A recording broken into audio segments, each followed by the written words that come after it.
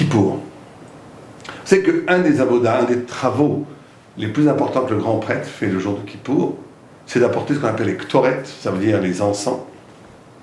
Et tous les jours, on apportait les encens dans le temple. Simplement, il y a une grande différence entre les ktoret, les encens qu'on apportait, qu'on offrait de toute l'année et avec ceux de Kippour. Vous savez qu'il y avait une sorte de plante qui s'appelait Ma'ale Hashan. Je ne sais pas ce que c'est en France, je ne sais pas si ça existe aujourd'hui, les gens le connaissent. Où on mettait une des composantes dans les ktoret, dans les encens, et ça faisait que la fumée montait droit comme un bâton, dit l'Agmara. C'était un des miracles, ou plutôt une des spécificités des corbanotes, des sacrifices dans le temple.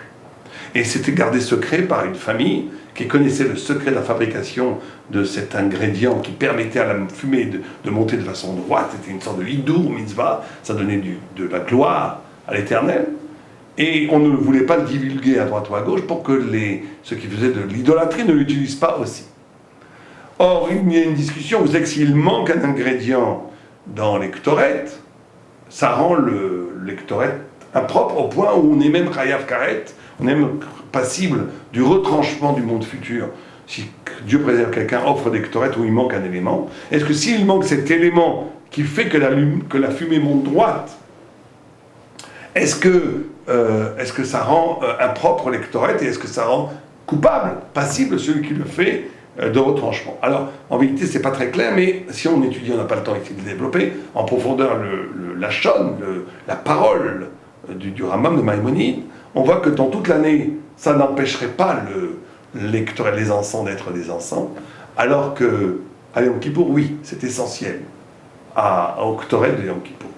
Donc, première différence entre Yom Kippour et toute l'année, c'est que les encens à Yom Kippour, le fait que c'est une droiture, que la fumée monte droite comme une flèche vers le ciel, est essentiel aux travaux, au travail d'offrande des encens, au point que si à Yom Kippour on ne le fait pas, ça rend impropre l'offrande des ktoret, et dans tout le reste de la semaine, de l'année, non. Deuxième différence, il y a 4 différences, c'est que les encens étaient sacrifiés sur un misbéach, sur un autel dans le Echal toute l'année. Là, non, on le mettait dans le Kodesh HaKodashim, dans le Saint des Saints, pas dans un hôtel d'ailleurs, on le mettait par terre, avec la marvat, avec la pelle, et le Ritva ou le Rajba, je ne me souviens plus, dit que c'est pour qu'il n'y ait pas, on pourrait le mettre sur le sol, mais ce n'est pas kavod, ce n'est pas respectueux par rapport à l'offrande de le mettre sur le sol, donc on le met dans une pelle qui a été sanctifiée, c'est un clichérette, et qui permet à cet encens de monter entre les deux barres, où il y avait l'arche sainte, l'arche de l'Alliance, qui était dans le Saint des Saints, alors que toute la semaine, toute l'année, on offrait les encens sur l'autel à Pnimi, sur l'autel intérieur d'or, qui était dans ce qu'on appelle le Echal. Troisième différence, c'est que il fallait, toute l'année, on pouvait, le Kohen, le prêtre ou le grand prêtre, offrait ses encens sur l'autel et pouvait après partir.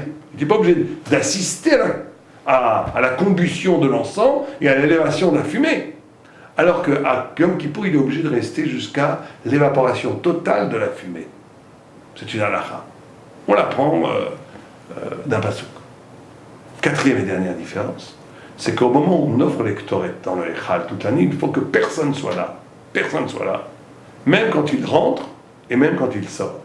C'est-à-dire que même avant même d'avoir offert l'encens, dès que le prêtre rentre dans la pelle les encens dans le Echal, dans l'enceinte du temple fermé, personne ne devait être là. Alors que dans le Kodesh HaKodashim, comme ça le prophète Sraïm comprend le Rambam, entre le Maïmonide en tous les cas, non, les gens peuvent être là au début et à la fin, que pendant que la fumée recouvre tout, le grand prêtre doit rester seul. Donc on a 4 différences.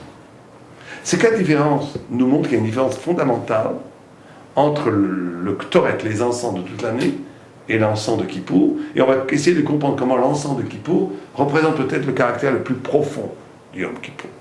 C'est que toute l'année, on peut dire que l'encens qui est offert, les ktoret qui sont offerts, sont une offrande. Vous savez qu'il y a des offrandes à Dieu à tous les niveaux de l'être, parce qu'il s'agissait dans le Beth Amikdash, dans le temple de Salomon, de Jérusalem, de restituer à Dieu toute la matière, de montrer le lien qu'il y avait entre toute la création et le Créateur. Et ça passait par le minéral, puisqu'on offrait même de l'eau, du vin, de la bestialité avec tous les sacrifices des animaux, et aussi l'encens qui est l'élément le plus spirituel. Quotidiennement, on offrait des encens. C'est une offrande qui relie le bas et le haut, qui fait l'union entre les mondes supérieurs et les mondes inférieurs, qui fait que le monde est un, que la matière et le spirituel sont en réalité les deux visages d'une même volonté divine. C'était l'essence même du travail dans le Beth Amikdash, que d'unifier les mondes supérieurs et les mondes inférieurs. C'était une façon de créer un lieu physique qui s'appelle le Temple de Jérusalem, où la perfection spirituelle resplendissait dans tout l'univers à partir d'une reconduction de la matière à sa source spirituelle originelle qui est Dieu. Donc c'était le travail quotidien. Le jour de Kippour, l'encens qu'on donne entre les deux badim, donc là, au cœur même de l'endroit le plus intime, le plus proche de Dieu, il fallait que tout soit recouvert d'encens, que cette fumée envahisse tout l'espace du Saint des Saints. Il fallait que le prêtre reste là, parce que l'essence de Yom Kippour, c'est d'être enveloppé de cet encens. Il ne s'agit pas ici d'un korban, au sens d'une offrande. C'est peut-être lui un korban, mais ce n'est pas un sacrifice d'une offrande. C'est une réalité spirituelle qui représente l'essence même de Yom Kippour, qui est quoi? Qui est d'être enveloppé d'encens. Alors si je vous dis, définissez-moi Kippour en une phrase, la définition que nous proposons aujourd'hui, c'est d'être enveloppé d'encens, d'être dans la fumée céleste. Alors ça veut dire quoi? Ben, c'est très simple. Ça veut dire que l'essence de Yom Kippour, c'est qu'il y a une différence entre la tchouva toute l'année et la tchouva de Yom Kippour. La tchouva toute l'année, ça amène une mechila, ça amène un pardon, dit le Paraditzrak. Mais ça n'amène pas forcément une purification. Alors que Kippour, c'est la notion de tahara, la notion de purification, qui n'est pas simplement liée à un mouvement intérieur où je regrette mes fautes, où je fais le vidouille, où je dis pardon, où je prends sur moi, où j'ai honte de ce que j'ai fait, où je prends conscience que j'ai fait mal, où je prends sur moi de ne plus faire le mal, où j'exprime le mal comme pour l'expulser de moi. Tout ça c'est vrai, tout ça on le fait toute l'année. À Kippour, c'est une tchouva d'un retour à l'essence d'une proximité à Dieu. L'essence de Kippour, c'est d'être enveloppé d'une lumière divine symbolisée par l'Ektoret, où le fait même que je sois proche de Dieu me purifie et rend le mal absolument étranger à moi. C'est-à-dire que c'est le contraire de toute l'année. Toute l'année, je comprends que le mal n'a aucun rapport avec moi, et je redeviens moi-même, et donc je m'unis avec la vérité et avec la lumière céleste. À Yom Kippour, c'est le mouvement exactement inverse. C'est parce que je suis dans une position où je suis enveloppé de la lumière divine symbolisée par l'Ektoret, que cette purification, cette proximité me purifie, et puisque je me purifie, tous les avérotes tombent comme des écorces. Et là, on comprend, à partir de ce principe, le Tahara, c'est ce que dit Rabbi Akiva, Ashrechem Israël, soyez joyeux, peuple juif, Lifnei mi atem etaharim, devant qui vous allez vous purifier? Lifnei mikve Israël, devant le mikve, le bain purificateur d'Israël, Akadosh Baruch Hu, le Saint béni soit-il. Qui peut dire une phrase pareille? On va être purifié au plus profond dans ce jour merveilleux qui arrive devant nous, pas simplement parce qu'on va faire tchouva. La tchouva est une condition pour rentrer dans cet univers de la présence divine qui nous ramène à la vérité et qui nous ramène à notre véritable identité, qui nous ramène à la pureté de nous-mêmes, qui est notre vraie essence. Mais en réalité, c'est le fait d'être dans une proximité avec Dieu qui fait l'essence même de Yom Kippour. Et là, on comprend les quatre différences. On comprend pourquoi est-ce que le fait que ça monte droit est essentiel à Yom Kippour et pas les autres années, parce que l'essence de Yom Kippour, de la fumée de Yom Kippour, des Ktoret, des encens de Yom Kippour, c'est pas l'offrande, c'est le fait que ça monte, le fait que ça enveloppe tout. Donc c'est essentiel. On comprend pourquoi est-ce que c'est pas important s'il y a des gens quand ça rentre, quand le Kohen apporte l'offrande a commencé quand il apporte. Ici c'est pas une offrande, ici on veut le résultat. On veut le résultat, c'est pas dans l'acte. C'est dans le fait que tant que ça ne brûle pas, rien n'existe encore, les gens peuvent être encore là, comme dit le Maïmonide. On comprend aussi pourquoi le Kohen doit rester jusqu'au bout dans la fumée. Parce que c'est ça l'essence de Kippour, c'est pas un acte de faire des encens, c'est d'être dans l'encens. On est dans l'essence même de la proximité. Et on comprend bien sûr pourquoi c'est pas dans le Echal, en dehors, mais à l'intérieur. Parce qu'à l'intérieur, c'est à ce moment-là qu'on est, c'est dans cette intériorité qu'on est avec Hachem. Et donc c'est véritablement cette proximité avec Dieu qu'il faut retrouver à Kippour, c'est la notion de Tahara. La notion de Tahara. Alors là, on va comprendre quelque chose d'essentiel. Vous savez que quand Moïse est monté au ciel, Dieu lui a dit, il n'a pas dit shalom, il n'a pas dit shalom à Dieu. C'était probablement pour aller chercher l'étape de la loi, donc Yom Kippour. Il n'a pas dit shalom. Et il voit que Dieu inscrit des lettres, des tagim, des couronnes sur les lettres. Et Dieu lui dit, Kloum, yesh shalom beirecha, ou en shalom beirecha. Tu sais pas dire shalom? Tu me vois, tu ne dis pas shalom? Dieu fait un reproche à Moïse. Tu ne dis pas shalom? Moïse, pas du tout impressionné, il répond, Kloum, evet, shoel, shalom, les rabbos. Est-ce qu'on a déjà vu qu'un esclave qui est devant son maître, il va dire shalom de façon familière à son maître? Et à ce moment-là, Dieu lui répond, Alecha lazreni, tu aurais dû m'aider. Miad, dès qu'il a entendu ça, Moïse, tout de suite il a répondu, Yagdim, que la grandeur de Dieu grandisse, que la force de Dieu grandisse. C'est quoi ce dialogue? Ça veut dire quoi? C'est quoi ce dialogue? C'est très simple. Enfin, c'est pas très simple. Mais les commentateurs expliquent comme ça. Shalom, c'est la notion d'unification, la notion d'unité, la notion d'harmonie entre les contraires, entre les choses. Et donc, quand Dieu crie les couronnes sur les lettres de la Torah, les couronnes, c'est la Kabbalah. C'est pour ça qu'Arabia qui va pour les interpréter plus tard, c'est la Nagam Ilemala, c'est le reflet de la hauteur. Vous savez que le monde a deux niveaux. Il y a un niveau de compréhension qui est kabbalistique, qui nous échappe complètement. Il nous arrive des malheurs, il nous arrive des choses qu'on ne comprend pas. On croit qu'on a fait ce qu'il fallait, tout d'un coup, tout se casse la figure. On ne comprend rien. Pourquoi? Parce que ça obéit à une logique qui nous dépasse complètement. C'est la logique d'en haut. Il y a une logique d'en bas, qui est la logique économique, la logique mercantile, la logique psychologique, toute la logique du monde d'en bas.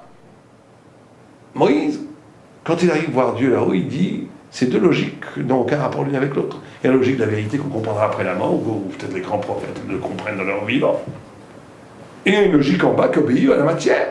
Ces deux logiques sont superposées, à un moment donné elles vont se rencontrer, mais pour le moment elles n'ont aucun rapport l'une avec l'autre. Et vient Dieu, il lui révèle un grand secret. Et c'est ça que Moïse dit à Dieu. Est-ce qu'un Even peut dire shalom arabo? Est-ce que moi qui suis un homme, une créature, dans le monde de la logique terrestre, est-ce que je peux shalom m'harmoniser, être en harmonie avec une logique qui me dépasse complètement? Et Dieu lui répond, tu aurais dû m'aider, oui, tu peux le faire. Ça dépend de toi, le fait d'unir le monde d'en bas et le monde d'en haut. Il y a une capacité à partir du bas de retraduire, d'unir le haut et le bas et d'en faire un shalom, d'en faire une unité. Tout de suite, quand il comprend ça, il dit, je grandis, il a dit que la grandeur de Dieu grandisse, que la force de Dieu grandisse. Ça veut dire quoi? Ça veut dire exactement ce qu'on dit maintenant. C'est-à-dire que Yom Kippour, c'est le lieu d'un rendez-vous avec Dieu, où on doit être capable de traduire tous nos événements dans nos existences, tout ce qui nous arrive, tout notre rapport au monde, tout notre rapport aux autres, tout notre rapport à nous-mêmes, tout notre rapport à Dieu, tout notre rapport à la Torah, tout notre rapport à ce qu'on vit quotidiennement. On doit le traduire, on doit arriver ce jour-là, c'est peut-être le seul jour où on peut le faire, à faire le shalom entre la logique d'en haut et la logique d'en bas. On ne peut pas vivre toute sa vie en disant « Ah, c'est dur, mais Dieu, il sait ce qu'il fait. » C'est déjà pas mal, vous me direz. C'est pas mal. À Levar, il y a des gens qui se révoltent. Dieu préserve. Mais en réalité, il y a une disharmonie entre le monde d'en haut et le monde d'en bas, on ne comprend rien. Bon, on sait très bien qu'il y a une raison, on sait très bien qu'on ne comprend pas, on sait très bien C'est vrai, quand on voit des choses, on se dit, mais ça veut dire quoi? On ne comprend rien. Ce que j'ai dit une fois à quelqu'un, j'ai dit, si on était le bon Dieu, l'Avdil, on ferait en sorte que les enfants ne meurent pas de maladie, que les gens soient en pleine forme, que les gens ont plein d'argent, mais on détruirait l'univers. Si on vous donnait des commandes pour même 24 heures, l'univers serait détruit, puisqu'on ne comprend pas les tenants et les aboutissants de tout. Donc on donnerait tout ce qu'il faut, selon notre bon sentiment, mais ça serait une catastrophe. Donc toute l'année, il y a une sorte de distorsion entre la Emouna, la foi, on sait que tout est pour le bien, mais comment on vit les choses? Et donc il y a une sorte de fatigue, de bassesse, une sorte oui, de cassure intérieure. Bon, je ne comprends pas très bien ce qui se passe. Et beaucoup de gens vivent comme ça. La plupart du monde vivent comme ça. Mais à Kippour, ça ne doit pas être comme ça. À Kippour, la purification, d'être enveloppé de la Ktoret, d'être enveloppé de la fumée divine, fait qu'on doit voir avec un œil divin. On doit être capable de traduire divinement tout ce qui nous est arrivé, tout ce qui nous arrive, et voir que tout ce qui arrive a un sens kabbalistique qui nous dépasse, et comprendre cela, chacun à son niveau. Donner un sens spirituel à toute notre existence. Et c'est ça qui est la purification. Et c'est pour ça qu'on ne mange pas, c'est pour ça qu'il n'y a pas écrit de ne pas manger. Il y a écrit, le Rambam il dit, de faire ashvata, de faire une jvita, de faire une grève du manger, une grève, c'est-à-dire de casser avec la logique du monde pour épouser la logique du ciel, et à partir de la logique du ciel, regarder toute notre existence, et ça, c'est la chose qui nous purifie complètement. Aleva Aleinu, chez Tahara, et Kapara, et pardon pour nous et pour tout Am Israël, Amen, K'nei Ratzon.